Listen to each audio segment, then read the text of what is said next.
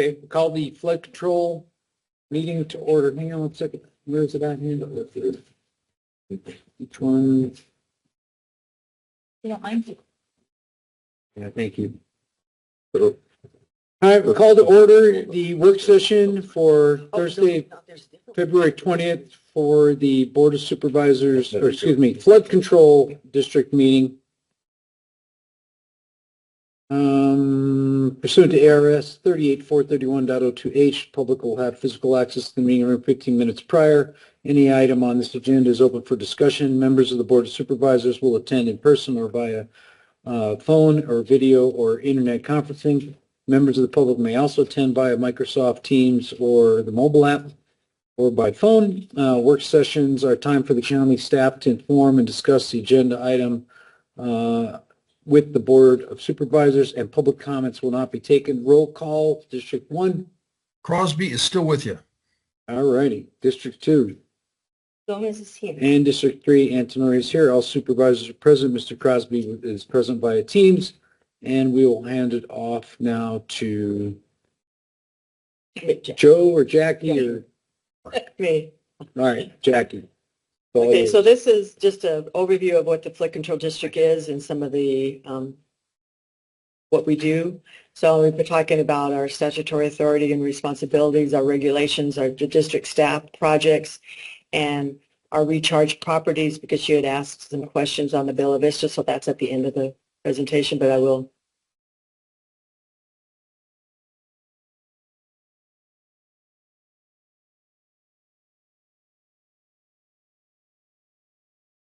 So flood control districts are from ARS Title 48, Chapter 21.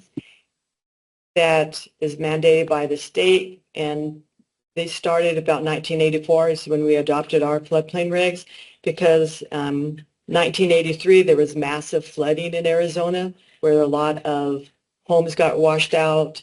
There was 13 deaths. I mean, this is throughout the state. There was multiple bridges and multiple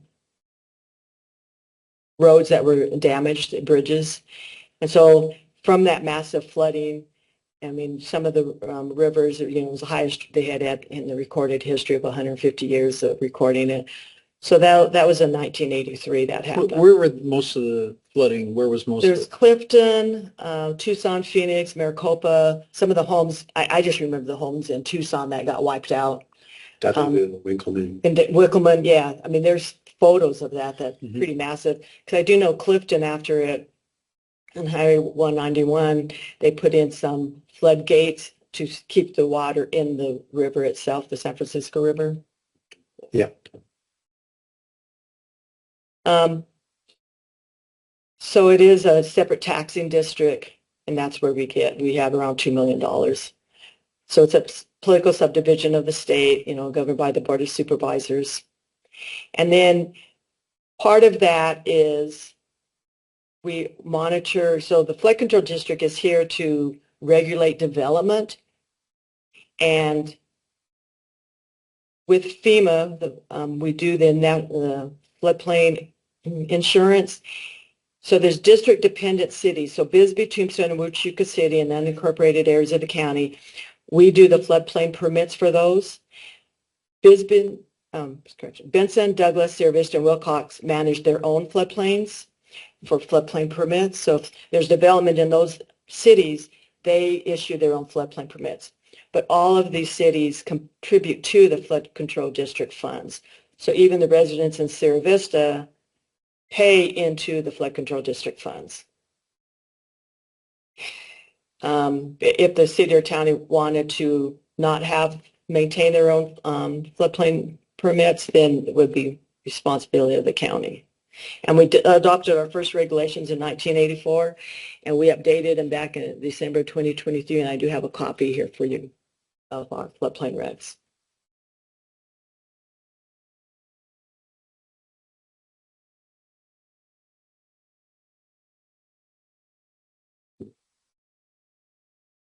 The flood control district staff, I'm the director. Joaquin is a deputy director, and he's also the hydrologist and the floodplain administrator. Susan Long does our floodplain use permits and our erosion hazard setbacks. Because of the flooding that happened in 83, the state has mandates of how far away from a wash you should build. And so then we calculate what that is. And then when somebody wants to build any structure, house or barn or anything we would tell them how far back they should build. And then Sean Brady is engineering tech, and she reviews all the flood reports and development we have for commercial developments. Mark Appel is here, and he's our environmental projects coordinator.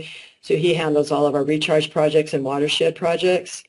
And then administration staff, since this is an ENR, the one department, their salary is split between HERF and flood control. And then Gabe also does floodplain use permits.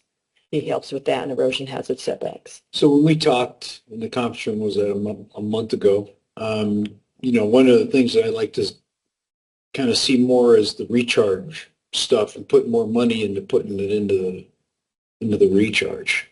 Not so much concreting things on the walls to keep water from overflowing washes and stuff, but so much to catch the water and slow it down rather than just diverting it and diverting it and diverting it. Just find a way to catch it. So if a wash is crossing a road and it's within the right of way, that would be HERF.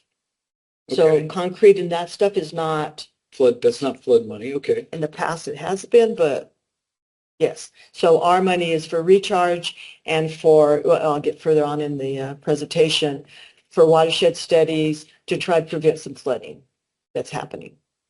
And that's mandate, the watershed studies are mandated by law? No. No? I mean, Why do we do that? it's a permitted use of flood district money. It's What's- enabled by Yeah, it's enabled, but the main function of flood controls district is the floodplain use permits for regulating developments in flood-prone areas. So when we issue those permits, we make money on those permits? We charge for them? We charge for them. And then where's that money go? Into the It's a district? flood control district, right?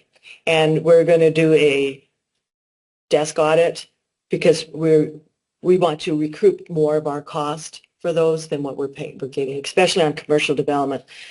Because this last year, 2 years, we've had a lot of commercial development go in, and we charge like $300, and it could take us $2,000 of staff time to review their drainage reports. So we do want to increase our fees on that. So we will be coming to the board for that and our right-of-way permit sometime this So year. then the money that comes from the tax revenue could go directly to projects versus being chewed up and staff doing research for permits and stuff. Correct.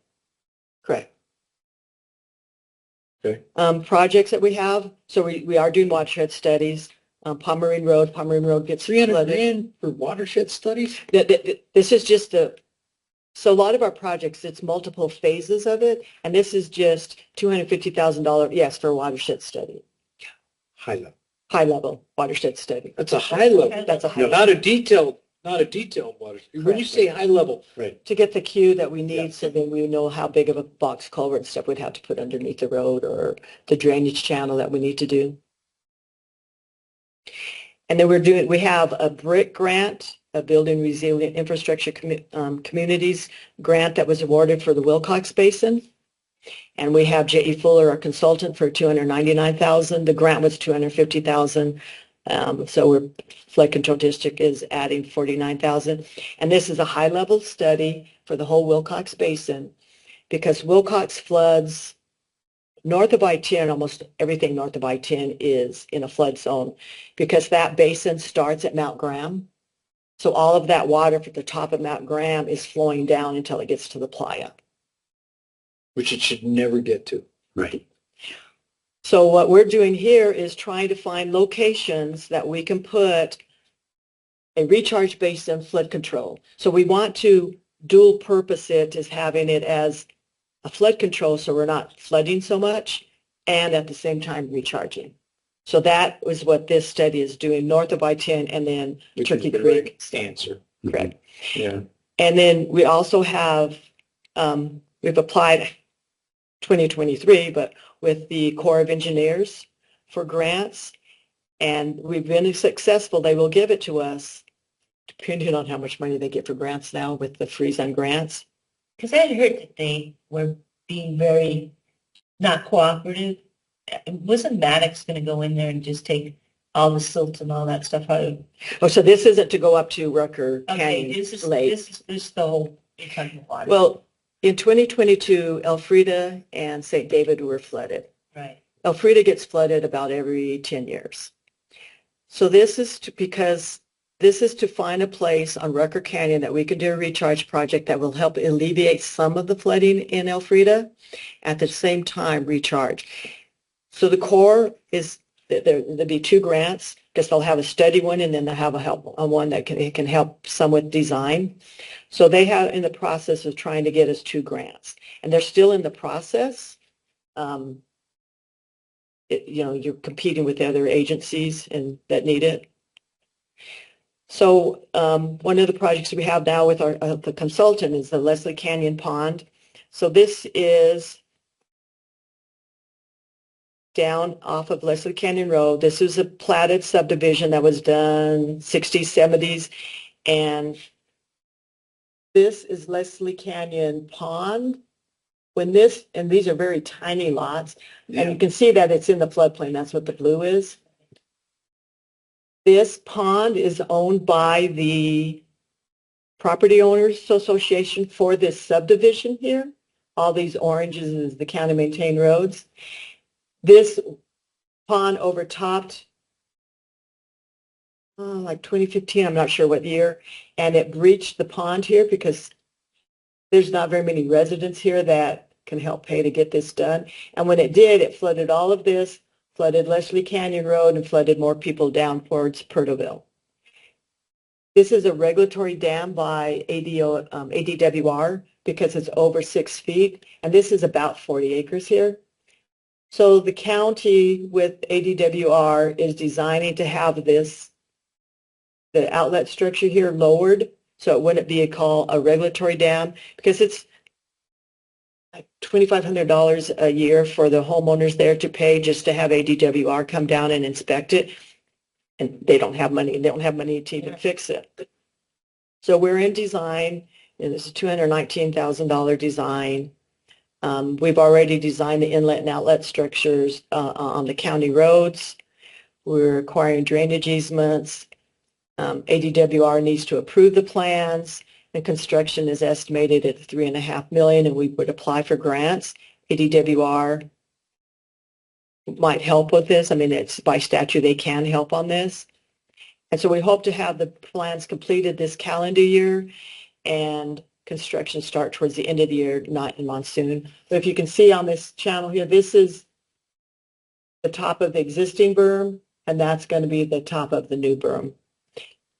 So, and then we would also repair the berm itself that's on the pond. Yeah, because when this development went in, they had brochures and they had sailboats out there and stuff. Remember, water skiing. So that was a scheme. Yep. And some of these lots here are so tiny that you'd have to buy 2 or 3 lots because you couldn't get a home in there with a septic tank. And then Bay Acres is another one of our projects. And this is Bay Acres here. This is the city of Douglas. This is Bay Acres, which is a colonial. And it gets flooded.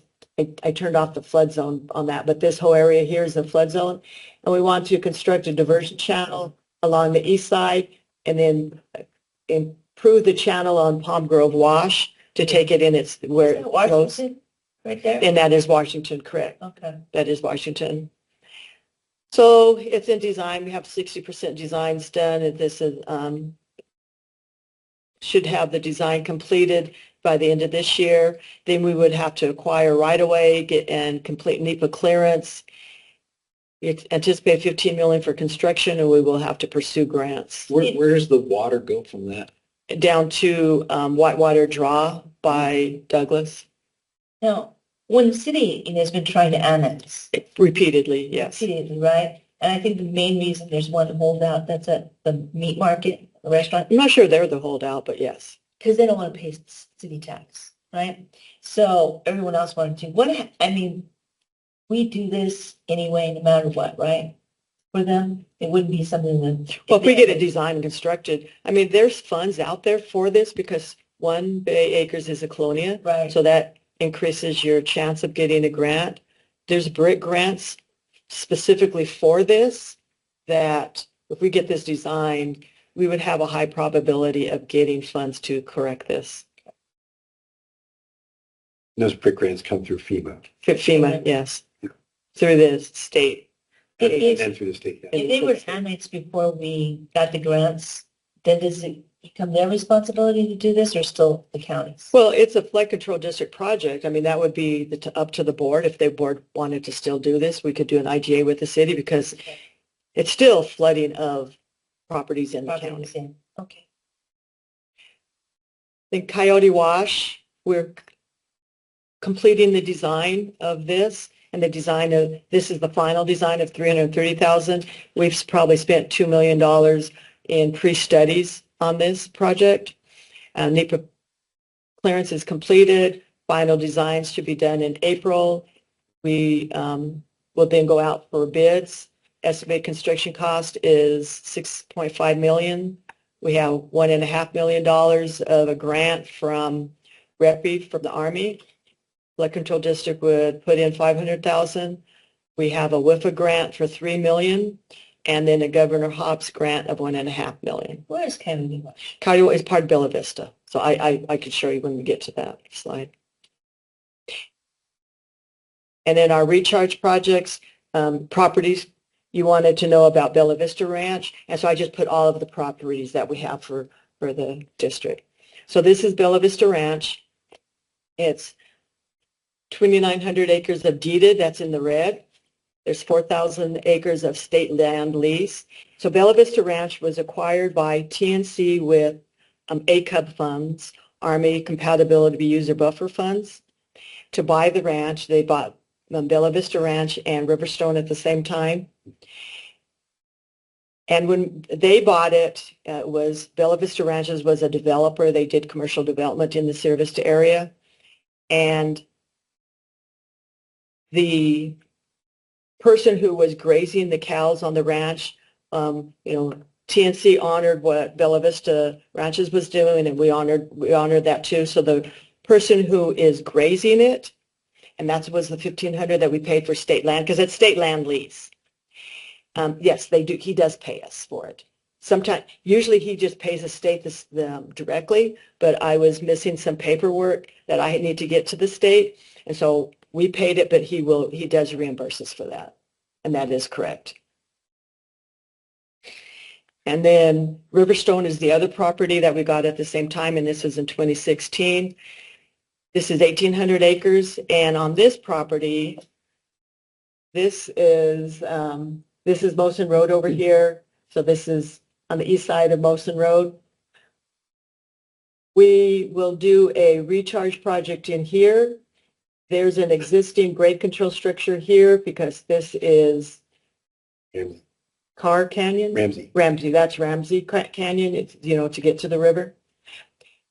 We are taking effluent from the city of Sierra Vista down Mosen Road, treated effluent, to put in here because the effluent that the city has, they're getting some mounds up from their EOP.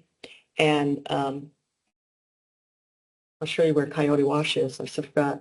Coyote Wash project is right there. This is the EOP, the Sierra Vista's wastewater plant. Yeah. And that's the Coyote Wash. Okay. And it drains everything off of the impermeable surfaces in Sierra Vista. And so this project will take that effluent and recharge. This was Just a portion of it. Yeah, it's just a portion of it. We've talked to the city. They might want to take over this property but as part of our CCRN projects. So that's the Riverstone project property. Then we also own 475 acres of Three Canyons. And this is on the west side of Palominas Road, south of Three Canyons Road. On this project, we are doing enhancements with grazing and soil treatments to increase the capacity of the soil to hold water. So this is kind of a demonstration site that we have.